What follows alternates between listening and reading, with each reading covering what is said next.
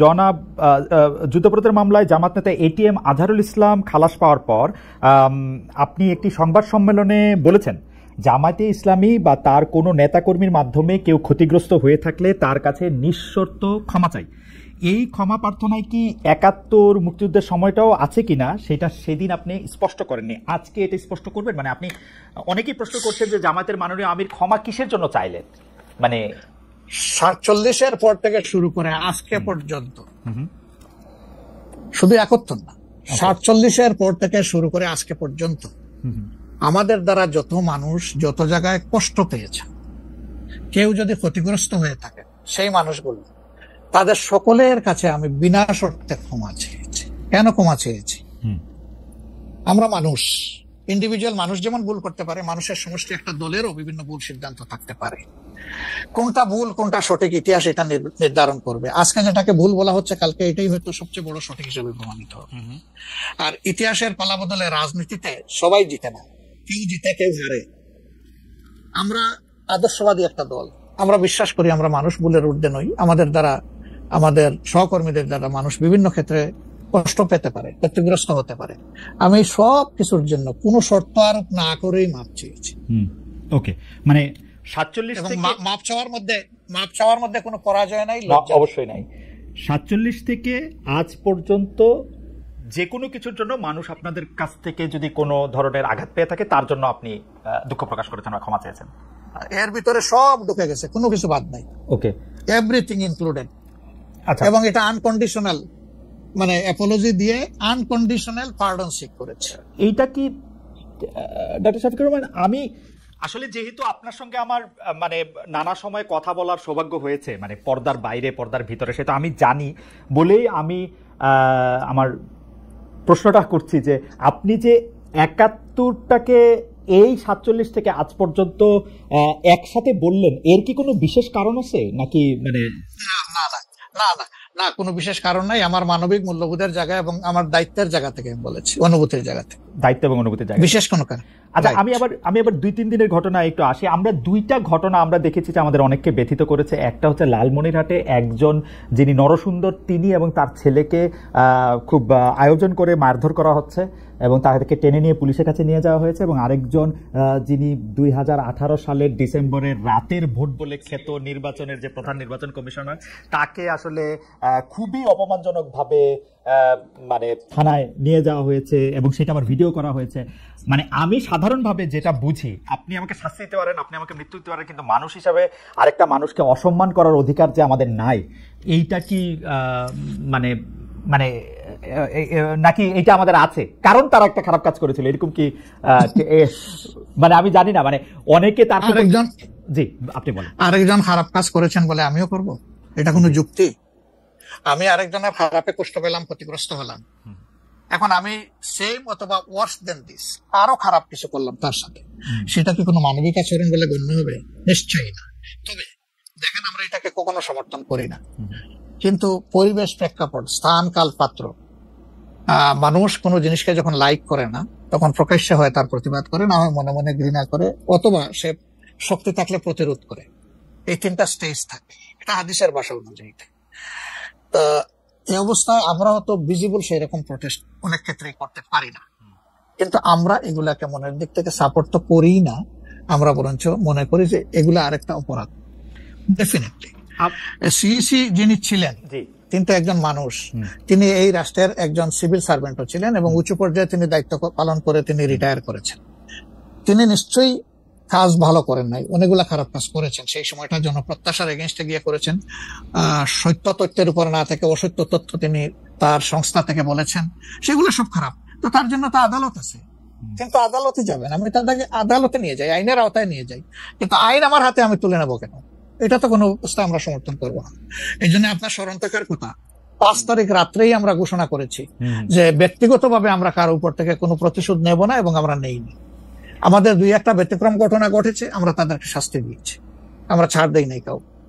আমাদের এই ঘটনাগুলো র্যান্ডম না, ব্যাপক না, ২-১টা বিচ্ছিন্ন ঘটনা, আমরা কাউকে ছাড় দেই। আমরা যেহেতু আপনার সময় কম, আমরা দ্রুত একটা বিষয় থেকে আরেকটা বিষয় যেতে হচ্ছে। সম্প্রতি আপনি একটি ভাষণে বলেছেন, আমি এখানে ছোট্ট একটু অ্যাড করতে চাই, এই যে মব, যেটাকে এখন মব বলা হচ্ছে, এর চাইতে কিন্তু আরো নিকৃষ্ট মব কিন্তু গত 15.5 বছর মানুষ প্রত্যক্ষ করেছে। ইভেন আপনাদের সাংবাদিকদের সাথে হয়েছে, আরো অনেকের সাথে, পলিটিশিয়ানদের সাথে তো এগুলো কোনো ডাল ভাত, কোনো ব্যাপারই ছিল না, সিভিল সোসাইটির মানুষের সাথে, শিক্ষকদের সাথে। কিন্তু ওইগুলা দিয়ে আমরা এটাকে জাস্টিফাই করতে চাই হয়েছে বলেই আমরা সবাই মিলেই কিন্তু এগুলি প্রতিরোধ করেছি, প্রতিবাদ করেছি। আসলে যে যার জায়গা থেকে প্রচন্ড ভাবে প্রতিবাদ করেছে। আমার মনে আছে ডয়েচে ওয়েলেতে থাকতে আমি একবার শেখ হাসিনার নাম করে এতবার বলতেছিলাম যে কেন তিনি এটি করবেন, কেন তার এটি সমালোচনা করা যাবে না, এবং কেন তার এটা, মানে আমার মনে আছে যে মানে আমার সাংবাদিকতায় আমি কোনো সময় অ্যাক্টিভিজম করতে চাই না বা অ্যাক্টিভিজমের জায়গা থেকে, কিন্তু এইগুলির প্রতিবাদ আমরা সবাই মিলেই আসলে করেছিলাম, যে যার অবস্থান থেকে। এখনো আমাদেরকে করতে হবে, এখনো যদি আমরা সেই জায়গার মধ্যেই থাকি এবং কেউ কেউ আমরা এটা বলি যে তারা করেছে সেজন্য এটা ঠিক আছে, সেইটার ব্যাপারে আপনার কাছে বিচার দিতে চাইছি। প্রশ্নই উঠে না, এটাকে সাপোর্ট করা যাবে না। আরেকজন অন্যায় করেছে তাই আমি আরেকটা অন্যায় করবো, এটা চলবে না। আর তাইলে আমরা ভালোর দিকে আগাবো কিভাবে? অ্যাবসলিউটলি আমরা আগাতে পারবো। আপনি সম্প্রতি এক ভাষণে বলেছেন, আরেকটা প্রসঙ্গে যাই, যে সেই গণতন্ত্র হালাল যার মাধ্যমে আল্লাহর বিধান কায়েম করা যাবে, বুলেট নয় ব্যালটের মাধ্যমে যেতে হবে। এটা আপনি বলেছেন হাদিসের রেফারেন্স দিয়ে। আপনার এই বক্তব্যের প্রতিবাদ করেছেন মুফতি ডক্টর সাইদ মোহাম্মদ এনায়েতুল্লাহ আব্বাসী সিদ্দিকী। রোববার ফেসবুক এক পোস্টে দাবি করেছেন যে তিনি হাদিসের সুস্পষ্ট অপব্যাখ্যা করেছেন। আপনি এক লাইনে আবার একটু ব্যাখ্যা দিবেন কিনা? আমি হাদিসের দেই নাই, আমি বলেছি যে ডেমোক্রেটিক যে প্রসেসটা, এটা রাসূল করিম সাল্লাল্লাহু আলাইহি সাল্লামের পরে যারা রাষ্ট্র পরিচালনা করেছেন খোলাফায়ে রাশিদিন তাদের সময় ছিল, এবং এটা বাস্তবতা আমরা সবাই জানি। হযরত ওমর খুতবা দিতে দাঁড়াইছেন, সাধারণ মুসল্লি বলছে আমি আপনার খুতবা শুনবো না। কেন শুনবেন না? আমরা কোষাগার থেকে কাপড় পেলাম, আমার কাপড় এলাম বাজামা হইল না, আপনারটা এলাম বাজামা হইল, এটা সেম কাপড় দেখতেছি।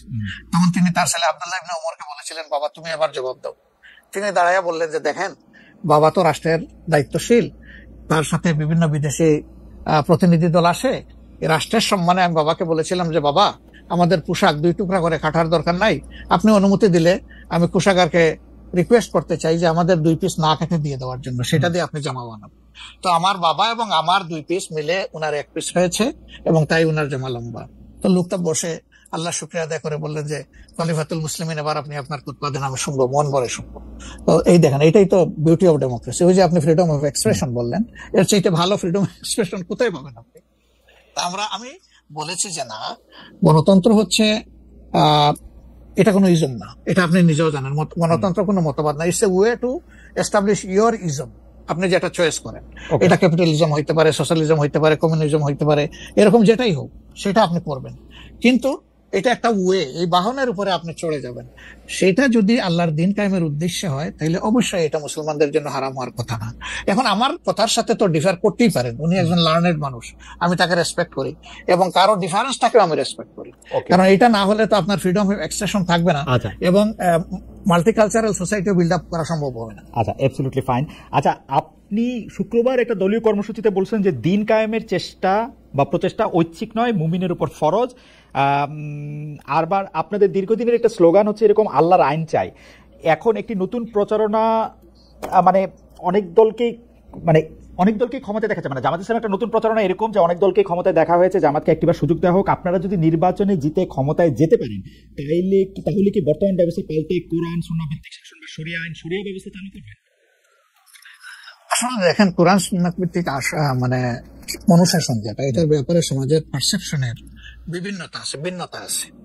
আমাদের বাংলাদেশের যে সংবিধান আছে, এই সংবিধানের অনেকগুলা আর্টিকেল, অনেকগুলা ধারা উপধারা কোরআনের সেন্সের সাথে পুরোপুরি মিলে যায়, এটার সাথে কোনো ডিফারেন্স নাই। আবার কিছু কিছু ধারা আছে সেখানে কনফ্লিক্ট, কন্ট্রাডিকশন আছে। ওরকম পরিবেশ পরিস্থিতি যখন আসবে, জনগণের প্রত্যাশার আলোকে এটা মানে সবার সাথে ইন্টারেক্টিভ হয়ে সবাইকে সাথে নিয়েই ইনশাআল্লাহ ভালো জিনিসগুলোকে আমরা ইনপুট দেবো আল্লাহ থেকে। তবে এটাও মনে রাখার বিষয় যে কোরআনী শাসন হঠাৎ করে আল্লাহ তাআলা এস্টাবলিশের হুকুম দেন নাই, it was a gradual process. For example মাদক কিন্তু দুনিয়ার কেউ কিন্তু এটাকে অ্যাপ্রুভাল দেয় না, বাট এটার প্র্যাকটিস সব জায়গায় আছে, এটা বাস্তবতা। তো সেই মদ যখন হারাম ঘোষণা করা হয়, নিষিদ্ধ করা হয়, তখন কিন্তু 3 পর্যায়ে গিয়ে চূড়ান্তভাবে এটা নিষিদ্ধ করা হয়েছিল। তো এটা গ্রাজুয়াল একটা প্রসেস। আপনি একটা ক্রাইম থেকে, দীর্ঘদিনের প্র্যাকটিস থেকে মানুষকে সরাবেন, আল্লাহ তাআলার সেই বিধানকে অনুসরণ করেই আমরা আগাবো ইনশাআল্লাহ।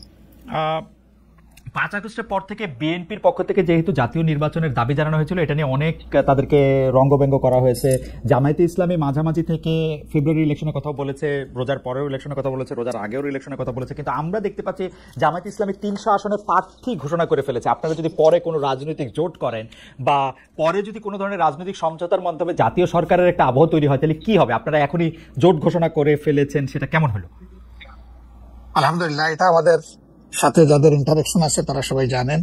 আমরা বলেছি যে এটা আমাদের অফিসিয়াল ঘোষণা না, এটা হলো প্রাথমিক সিলেকশন, এবং সমস্ত আমাদের নমিনি যারা হবেন তাদেরকে সেম মেসেজ দেওয়া হয়েছে যে জাতীয় বৃহত্তর স্বার্থে যে কোনো সময় যে কোনো পরিবর্তন যে কোনো আসনে আসতে পারে। আমাদের সংগঠন এটার জন্য পূর্ণ প্রস্তুত। প্রয়োজনে আমার থেকেই পরীক্ষা শুরু হবে, কোনো অসুবিধা নেই।